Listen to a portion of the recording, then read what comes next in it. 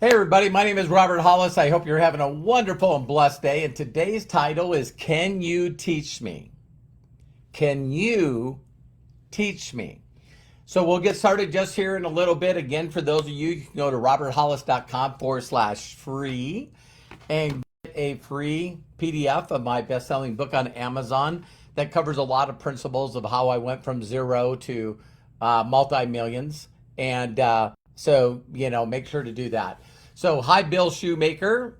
Hello, Craig. How are you? Thank you so much for getting on here. Appreciate you guys both for all your love and your support. Hello, my lovely wife, Terry. Thank you so much for getting on here. Man, some super, super exciting times. Hi, Melody Ryba. Love you, love you, love you. Margaret, Angela, Dustin. Great to have you guys on here. Mr. Tier, if I didn't say that already. Hey, Nate. Nate, great to have you on here. Hi, Javi. Great to have you on here. And we're a minute in, and I'm going to get started. So, again, my name is Robert Hollis, and I hope you're having a wonderful and blessed day. And the title for today is Can You Teach Me? Hi, Lorraine. And so here's why I said this subject. I want you to think about something, anything, that you would consider yourself good at. Okay? Good at. All right? Now, let me throw some stuff out there. Maybe you're good at your job. Maybe you're good at putting diapers on. Maybe you're good at cooking. Maybe you're good at mowing. See, there's a lot of little things in the world that people do that they have confidence in, belief in. And so when a lot of people look at what they do, they sort of downplay their abilities. They downplay who they are. Hi, David. Hi, Lisa. Hi, Angela. And a lot of people, what they do, Carol, Gabbard, Vernie, Laureen, thank you so much, you guys. So there's a lot of things that I know that you can do. And let's just say, for sake of example, I said to you, wow, can you teach me how to do that? Can you teach me? Can you show me how to do that? And it might be something that's no big deal. But isn't it funny that you think it's no big deal? So you're like, I definitely can show you how to cook. Hey, I definitely can show you, how to work on a car, your job. I can definitely teach you how to do my job. And I go, oh my God, you know what? I could never do that. And your response would be, yeah, you can. Yeah, you can. There's not a doubt in my mind that you can do this. Oh my God, I just can't do that. And you'd go, yes, you can. And then a response would be like, really? Yeah, it's nothing. Hi, Deb. Hi, Debbie. And it would be like, yeah, I can show you. And don't you find it interesting that everything you know how to do,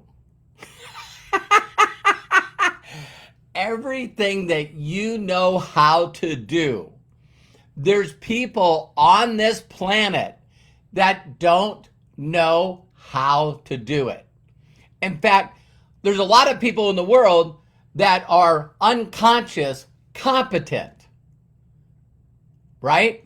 But there's other people that are incompetent and they're not conscious at all. That means that they don't know that they don't know. So there's people out there that do not know how to drive a car.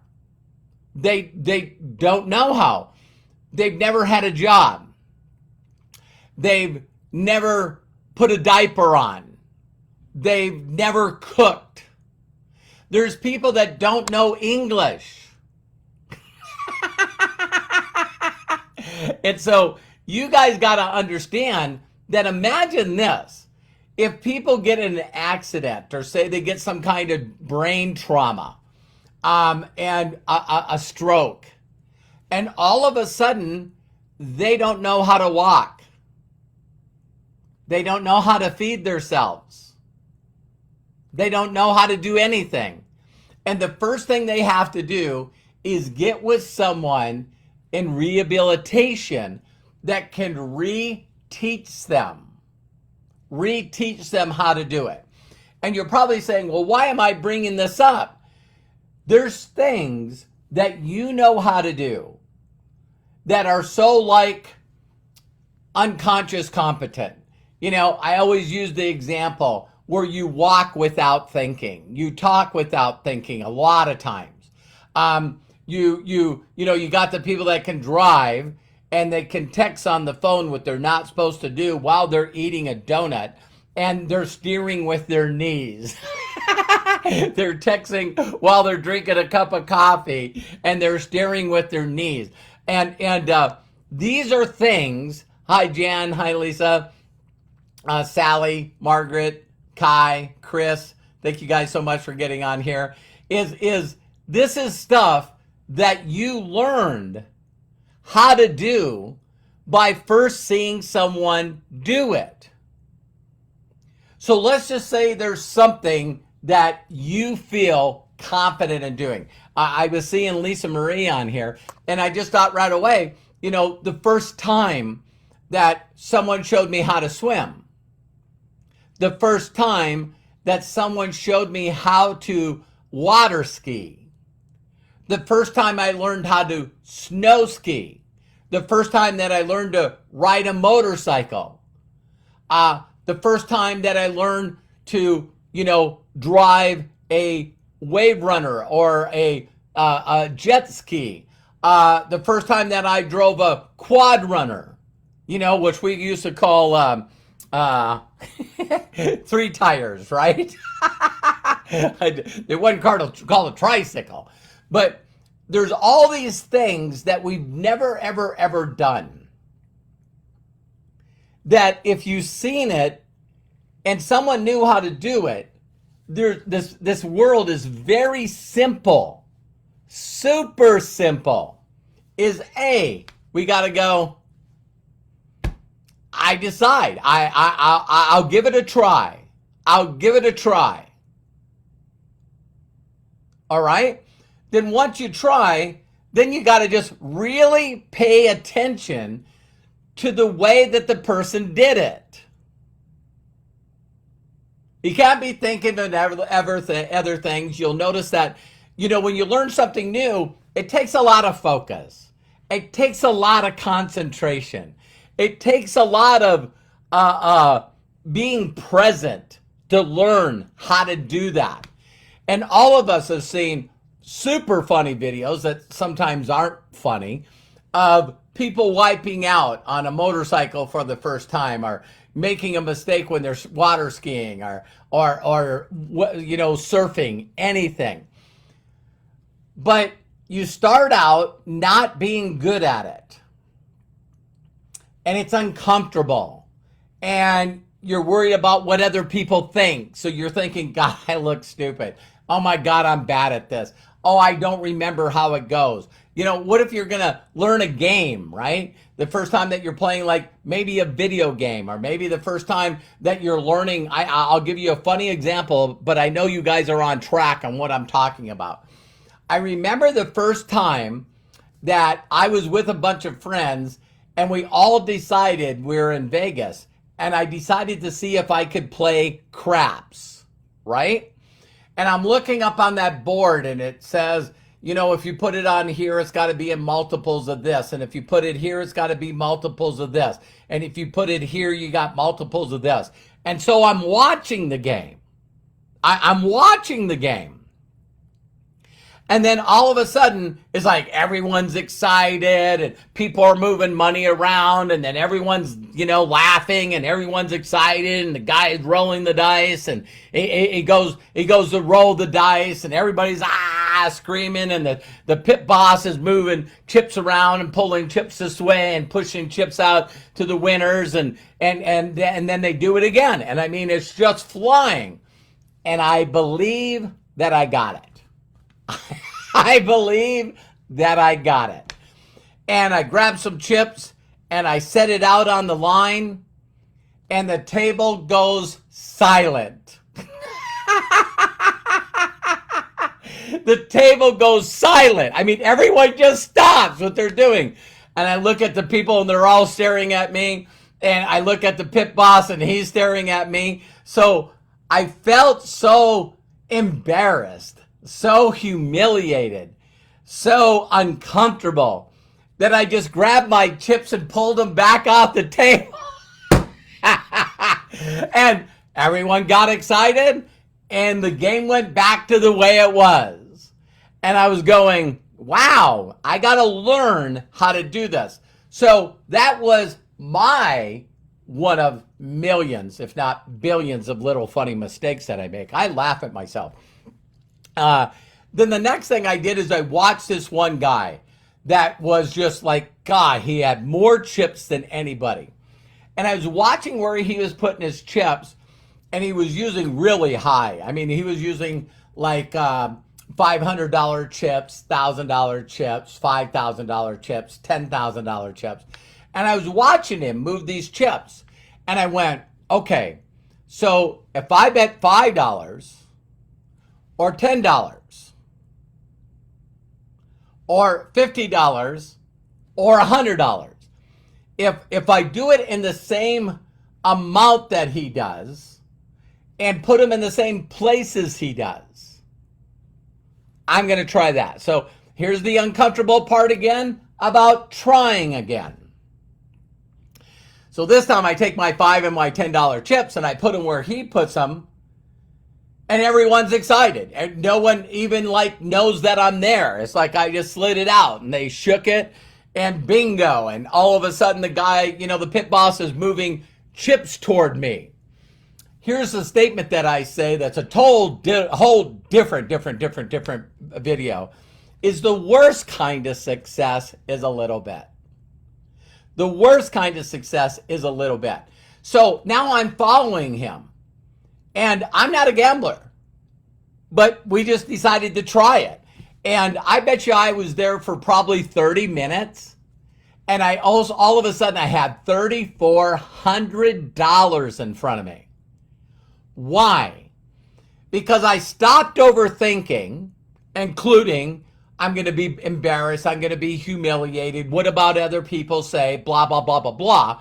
And all I did is mirror and match and followed somebody that was the most documented person there. Some of you that went right over your head, right? Now, the little bit of success I got pumped my ego up. All my friends and stuff, I didn't tell them what I was doing. And they're like, oh my God, Robert, oh my God, you won like $300, you won like $700. And I'm going like, because when he let it ride, I let it ride, right? So it's like, let it go. And so I let it ride. And it was like a blink of an eye. And it wasn't on a loss throw. It was on a winning throw. And this girl threw the dice, wham, doubled our money again. And he looked at the pit boss and just nodded his head. The guy grabbed all his chips, pulled them over, put them in trays, and then, walked around the people and gave him all his trays, and away he went. And I watched him go, and I went, let it ride.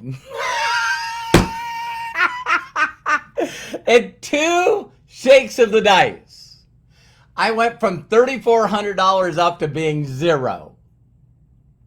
Why did I stay? Why did I keep doing what I learned from him? Because I became the deal. I believed in my little success, and I was doing it. I was no longer following and mirroring, matching someone that was already documented. Ego. EGO. Edging got out. So, yeah, Terry, I don't know if you've ever heard this story, but hey, I didn't lose any of my money. But I learned something there.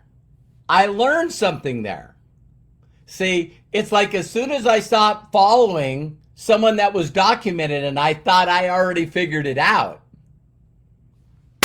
boom, done. So I don't know what that guy felt or seen that made him think, I'm done. I'm walking away. But there's no doubt that that guy was a professional gambler and I was a wannabe. And believe it or not, I haven't played crap since then. I don't gamble. And so that one scenario is, again, what is the thing that you could show me to do? So in closing in this video, as confident as you are and showing me how to do something that I don't know how to do. One, I got to try, I got to make a decision.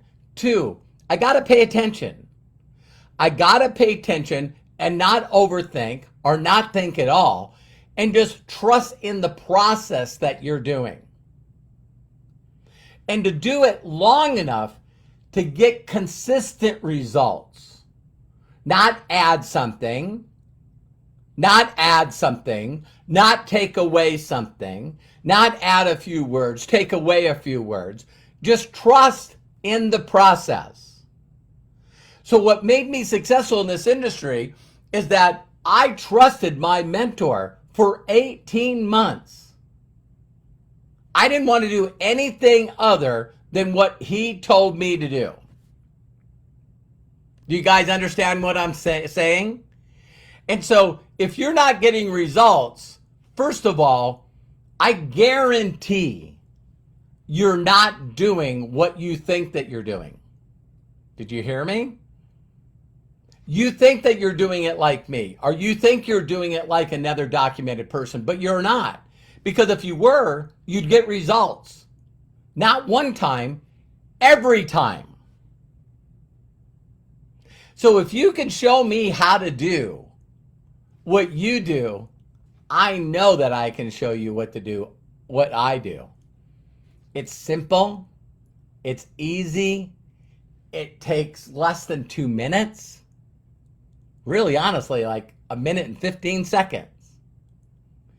And if you do it enough to get results with it, instead of overthinking and feeling embarrassed and feeling humiliated and thinking about what other people are not thinking about you. So you think they're thinking about you. So that's why you're going, oh my God, I don't know what those people are thinking about me. There's all these things where if you just were willing to follow the process. And I'll leave you this in closing. One of the things I love that I've loved my entire life is racing. And what's unique about racing, either drag cars or Indy cars or Formula cars or NASCAR, is one of the things that you'll constantly see is everybody is always constantly trying to figure out what the other person's doing. So when it comes to qualifying, and you don't qualify good, but another person qualifies in pole. Pole position means they were the fastest car in 1 or 2 laps. Well, if they're faster than you, then the rest of the team will go, where is he driving? What is his line? How is he entering corner 1? How is he exiting corner 2? Where is he running down the straightaway? What is his entrance into 3? What is his exit out of 4? See, they're looking for the line. They're looking for the way the person's driving because they're faster than them. In a race, now you got 400 miles, right? And there's different times when people got their cars. So now everyone's adjusting their car or their motor. They're constantly getting in pits and they're changing the wedge and the air pressure and they're changing everything to get the car better than it was. And then all of a sudden one team hits it better than the others. And so the leaders out there, and they're constantly hollering times out there. So they're saying, Javi, Robert right now is 2 seconds behind you. Javi, Robert's 1.5 seconds behind you. Javi, Robert's less than 1 second behind you. I'm gaining on you. Every lap, I'm running a couple of tenths faster than you. And everyone's scrambling to find out, wow, in about 15 laps, Robert's going to go by us. We're not going to be in first place anymore.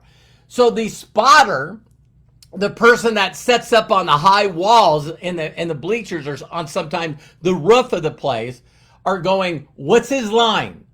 What's he line? Is he running high? Is he running in the middle? Is he low? What's his entry on the corners? What's his exit on the corners? What is he doing?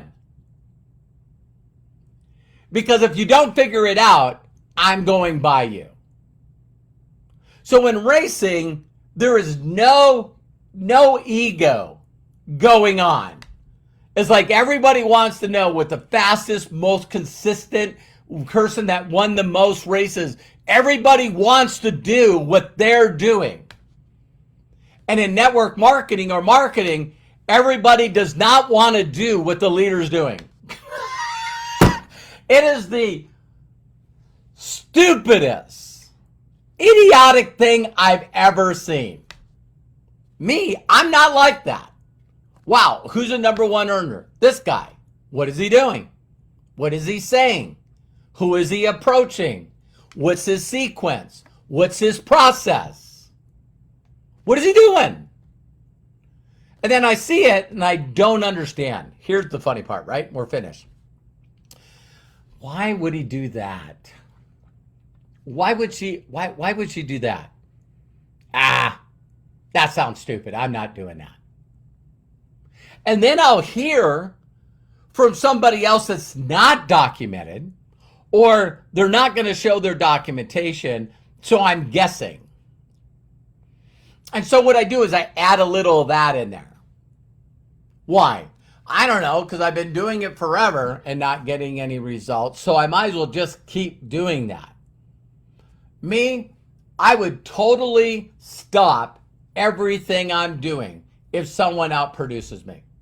Everything. And that's what I did when I got into MDC.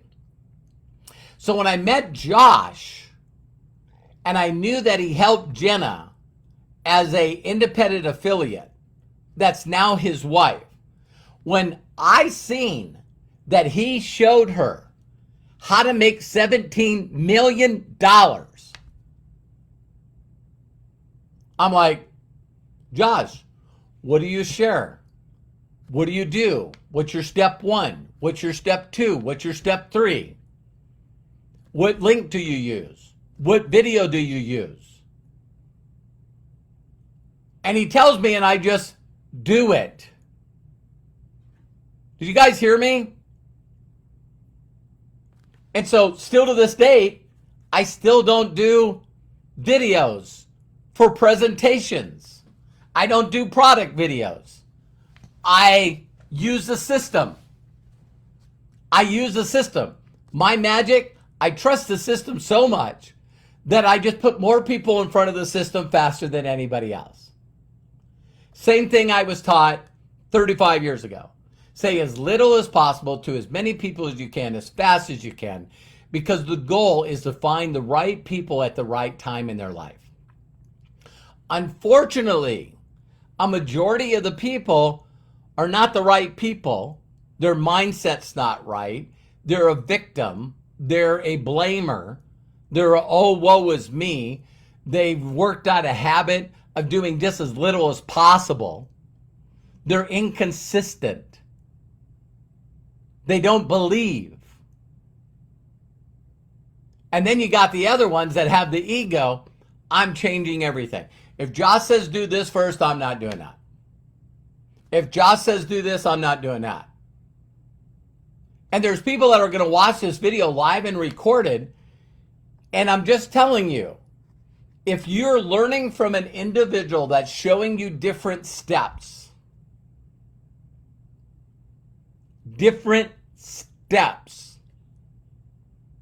don't do it. Get rid of it.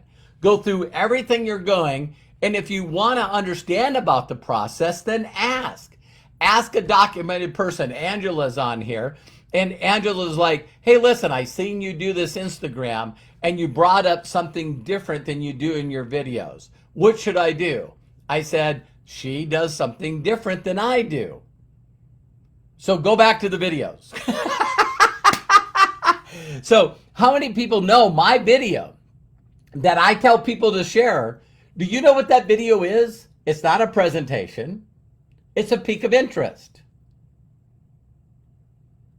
That video is to get in people's minds and hearts enough to create a free account.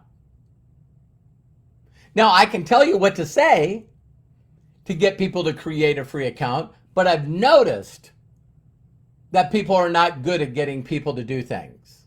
So that's why I say, hey, put me in front of them. Let me see if I can get them to do it. And what if they don't? Wrong person, wrong time. Just that simple. There's nothing wrong.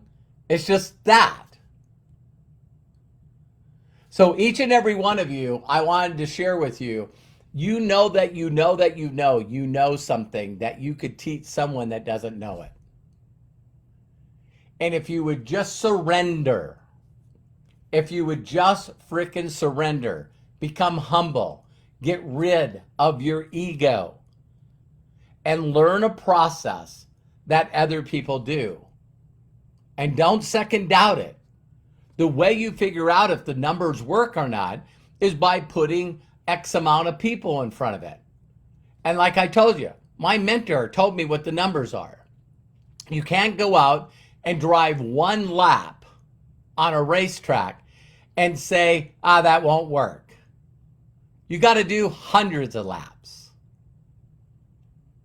So if I know that peaking in interest, you guys have seen me do this all the time. So if I know, let's round it up to 2 minutes, right? So 2,000 people. Wow, that sounds like a lot, doesn't it? 2,000 people times 2 minutes. That's 4,000 minutes. 4,000 minutes divided by 60. That's 66. 66 hours. How many people know how many hours you work a week? 40? So 67 hours of doing things exactly the way they're supposed to be doing. So I'll close with this. If you were going to show me something that I've never done, never, ever, ever, ever done, that you know how to do, if I made a commitment, a decision that I'm going to try, I'm going to try. 2, I listen and pay attention. And 3, I practice. If you showed me how to do something that I've never done, Robert, I'll show you how to drive a quad runner. Robert, I'll show you how to water ski. Robert, I'll show you how to snow ski. Robert, I'll show you how to play Monopoly. Robert, I'll show you how to speak a different language.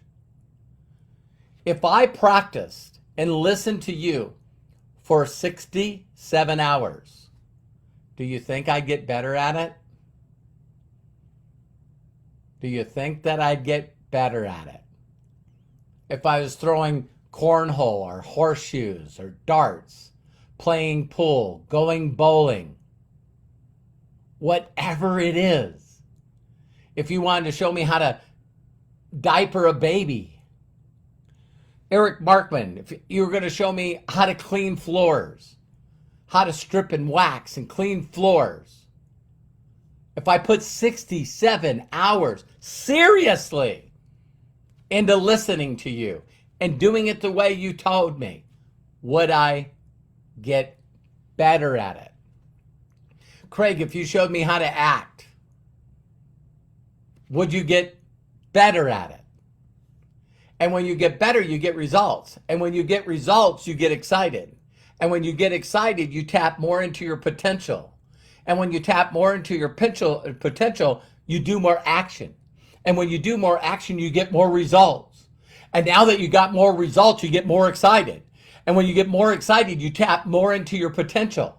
And when you tap more into your potential, you get more action. And when you got more action, you get more results. And it goes, ooh, and you just start going up. Better and better, gooder and gooder every day. What's the opposite of that? The opposite of that is not being consistent, not doing it with excitement, not believing it's possible. So then I'm just gonna try. I'm just gonna reach out to a couple of people. See, I told you. Everyone I talk to is not interested. They won't watch the video. They won't create a free account. They won't share it with others. They won't buy any product.